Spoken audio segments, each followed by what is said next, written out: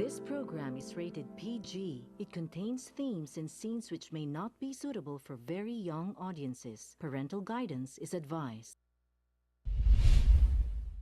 Be advised that the views and opinions of the hosts and guests do not reflect those of the station.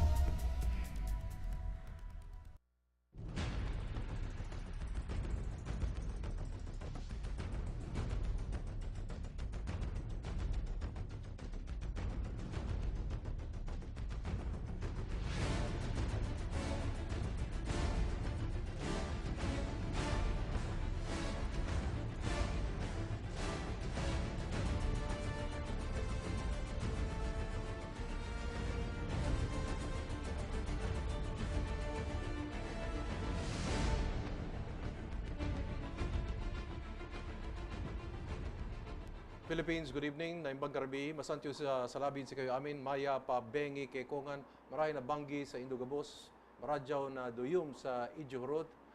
Maupay nga gabi ha iyong tanan dida. Buenas noches. Bismillahirrahmanirrahim. Assalamualaikum warahmatullahi taala barakatuh. Mayong gabi sa Tibok Luzon, Visayas, Mindanao up to Philippines Sabah. Ako po si Eric Espina at ito ang inyong nag-iisang republika. Nakabinbin po ang usapang pangkapayapaan. Hindi natin alam kung talagang suspendido ito o talagang winaksan na ng ating pamahalaan ang ano pa mang bukang liwayway na maaninag para tayo magkaroon ng kapayapaan.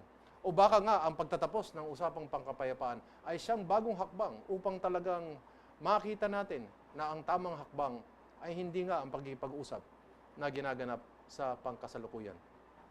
Whether the peace talks will continue, whether it is suspended, whether we are on the right track, that is precisely the topic. What peace talks? That is why I have for tonight an outspoken individual, obviously because he's a columnist of Manila Standard, none other than Rod Kapunan. Good evening, Rod. Good evening. Yes. How do you see this? Suspended peace talks, it's an interregnum, as Blas Ople used to say, or finally it should be the end? Well, let us begin with the premise. They called it a peace talk. Yes. Peace talk simply means that they have to stop or see there should be a temporary cessation of hostilities. Yes. Temporary lang. Oo. That's the meaning of peace talks. Yes. That is, from there, you can negotiate. Yes. And then you have to put into your mind Uh-huh.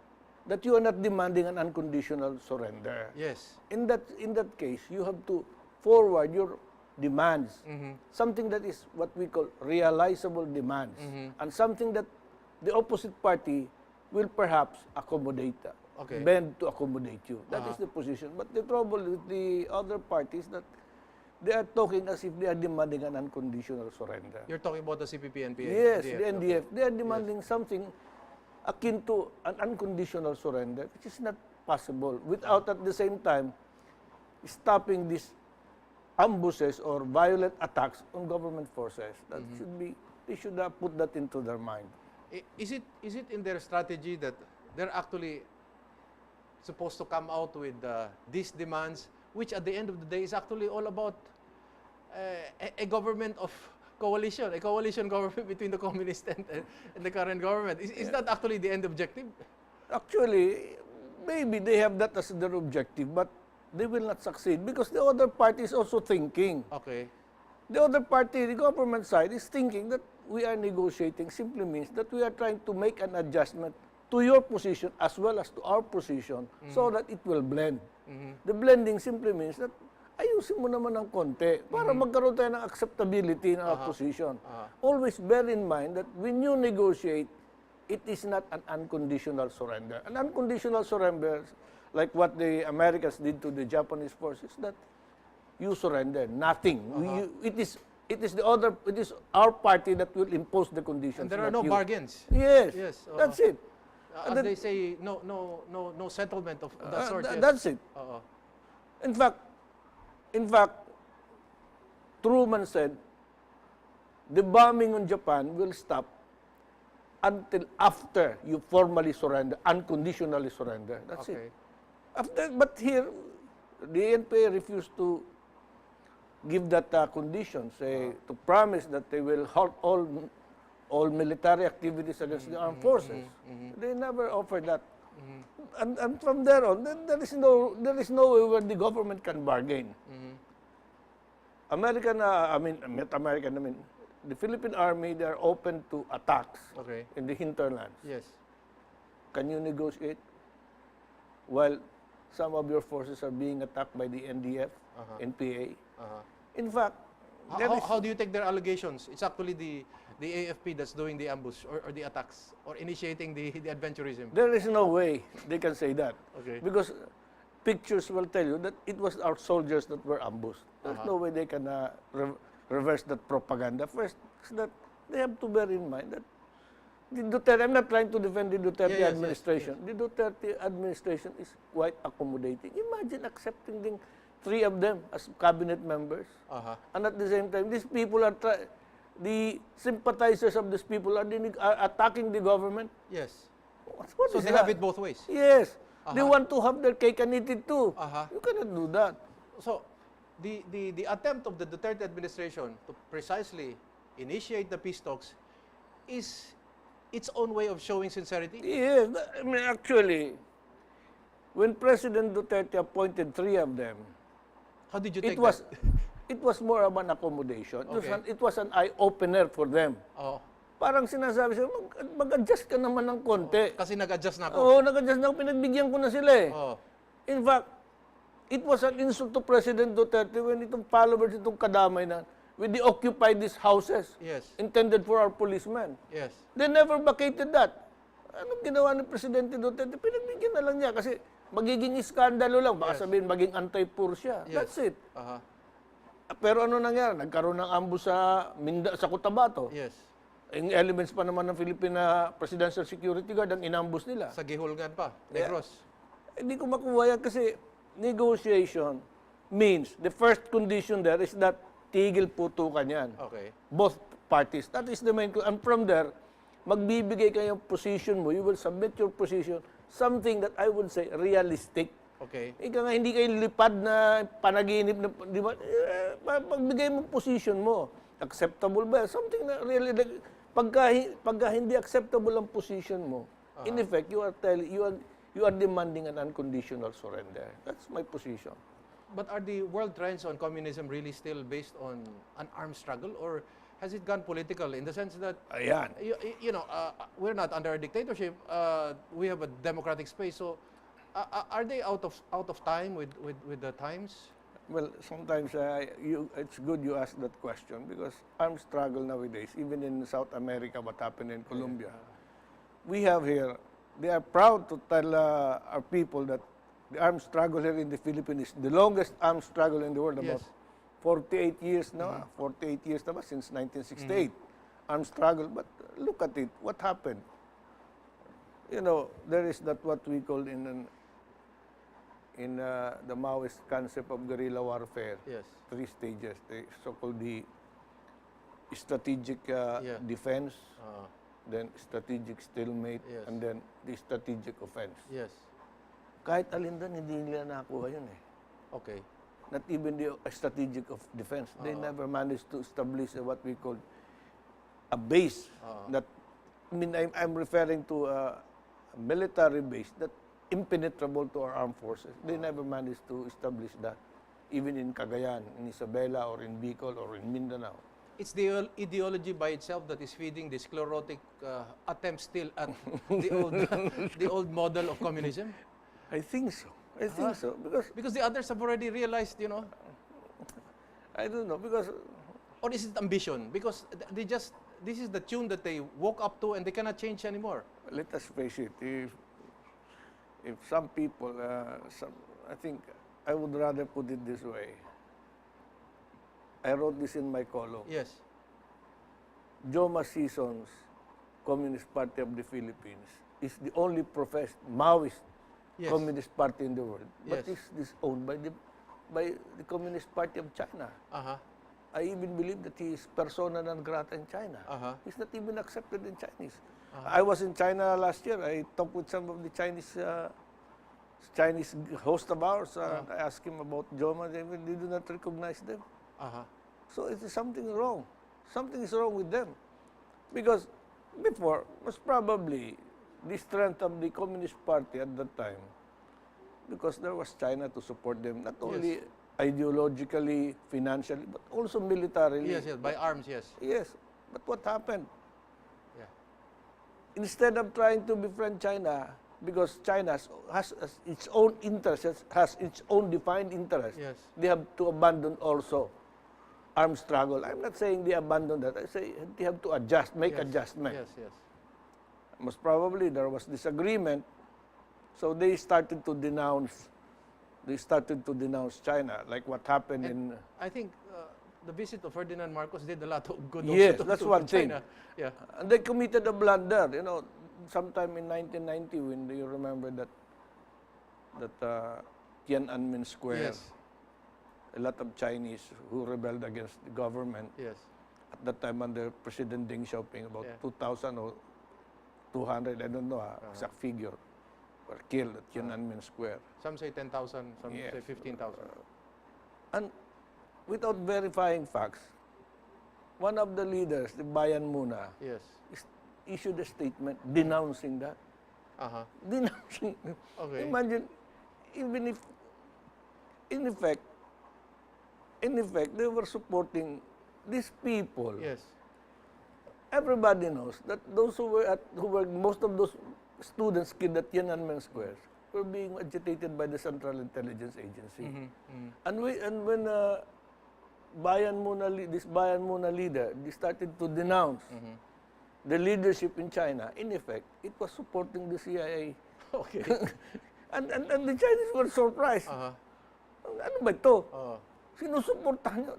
That's it. So, and I think he was reprimanded. That fellow was I don't have to name his name. I do not to name him, but he was reprimanded. Rod, you mentioned 48 years. Is this because of the strength of the CPPNPA as a movement?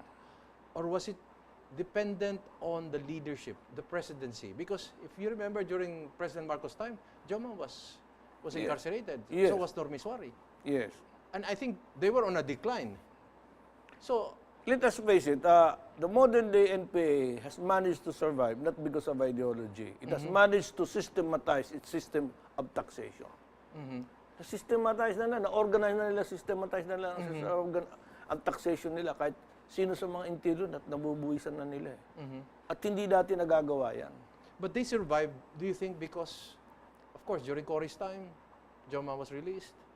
During FVR's time, RA 1700, the anti-subversion law was trashed. Scrapped, yes. So, we're giving them a lot of democratic space. Precisely. In fact, nagkakatotoo yung sinabi ni Presidente Marcos that the NPA is partly, I don't know, it is in his book, said that sometimes the opposition is helping the NPA for budget purposes. Okay. And some members in the armed forces, they have to agitate the NPA, the strength of the NPA, because we want to increase our budget in this particular region. I don't know how true. But the truth is, the NPA survived not because of ideology, because of taxation, revolutionary taxation. In the first place, are we talking to the right party? I mean, National Democratic Front? Or should we be talking directly to the principal, which is the Communist Party of the Philippines?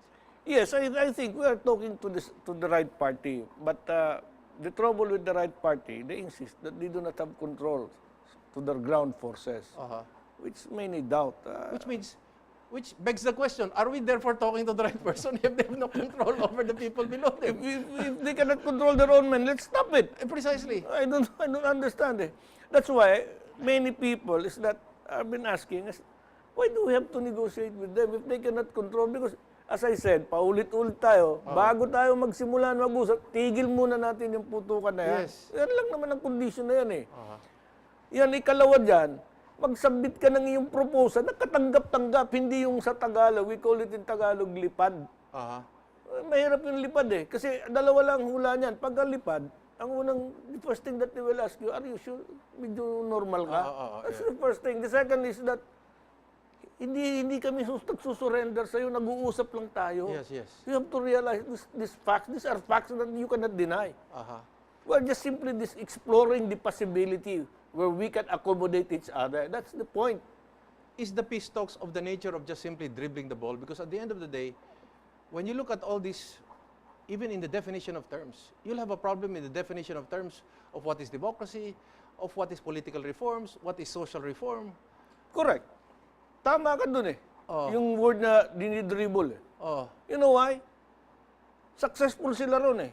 Aha. Kahit wala silang panalo sa negotiating table, alam mo panalo nila kagad, napalabas kagad ang top brass nila eh. aha, That's it. aha. Panalo na sila. Ano pang ini-negotiate natin? Sa interior naman, wala naman silang isinusurrender. Aha. Wala naman what they call that, how do you call that, yung kanilang liberated zone kuno. Aha.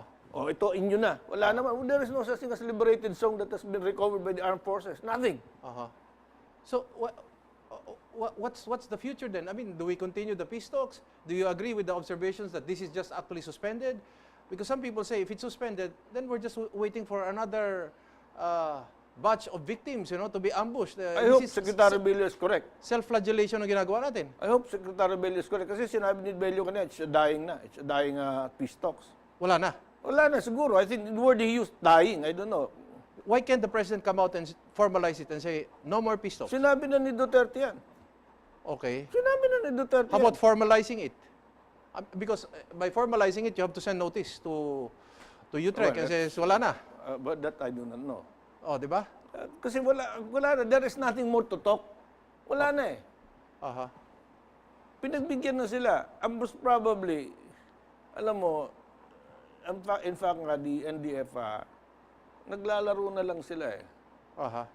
While, alam mo, bumabalanse sila, you know why? Nakikipaglaro sila kay Presidente o si Presidente nakikipaglaro din sa Sila kanila? nakikipaglaro kasi baka tanggalin yung tatlo sa kanila. Yung nasa kanila pa, nasa loob pa sa kanila. Bakit ayaw alisin naman yung tatlo pa? Eh, hindi ko alam. Pero kasi nilalaro nila eh. Naipalabas na nila yung tatlo, wala namang kapalit yun eh. Oo. Ilan napunta negotiating nila sa Netherlands. Wala namang kapalit yun eh. Pinalaya yun. Unconditional yun eh. Yes. O sige, palaya niya para makapag-usap tayo. Oo. Anyat, na-appoint pa yung tatlo. Nothing. Na-acquire pa nila yung mga properties dyan sa pinagawa para sa mga pulis. Wala naman nakuha. The question is, ano ba? And they're holding very important key positions in the Precisely. department. DSWD, agrarian reform. Yan ang NAPSI. problema natin eh. Oo. At ang problema, they're too arrogant, especially this Kadamay group. Okay. Nagtitreten pa sila na ibang housing o okupahan nila. Yes. My golly. They can't do that in China. That's why, what I'm trying to, ang ano lang kanila, dapat lang sa kabila na napakaswerte nila kay Presidente Duterte. First, in-accommodate sila. Ikatlo, pinalaya ang leadership nila. Ikatlo, hinihingi lang sa kanila ni Duterte, tigil putukan muna. Ikaapat, at sinihingi na sa kanila na importante, maging realistic naman kayo sa hinihingi ninyo. Ang isinabit nila, alam mo kung practically, pinapalitan nila gobyerno, mahigit 20 yung demands In nila. short, they want to take over government. Yes, That's President, kung nabasa mo yung isa-isa nila, practical lang pinapalitan nila lahat. Or are they after a coalition government? We're going to pause for a few reminders. When we get back, I'd like to ask that. Are they actually after a coalition government to take over government? And where are the loyalties actually of these three cabinet members? To President Duterte being the alter ego of the president, or to the party, which is the Communist Party of the Philippines? When we return.